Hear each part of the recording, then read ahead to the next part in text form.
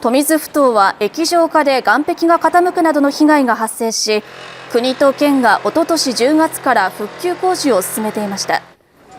船が着岸できない状態が続いていましたが、県などによりますと、地盤の補強や舗装などの工事がほぼ完了し、21日に中型クルーズ船が入港予定だということです。この日は隣接する無料寺ふ頭にもクルーズ船が入港予定で、2020年に金沢港クルーズターミナルの供用が始まって以降、初めて2隻が同時に寄港します。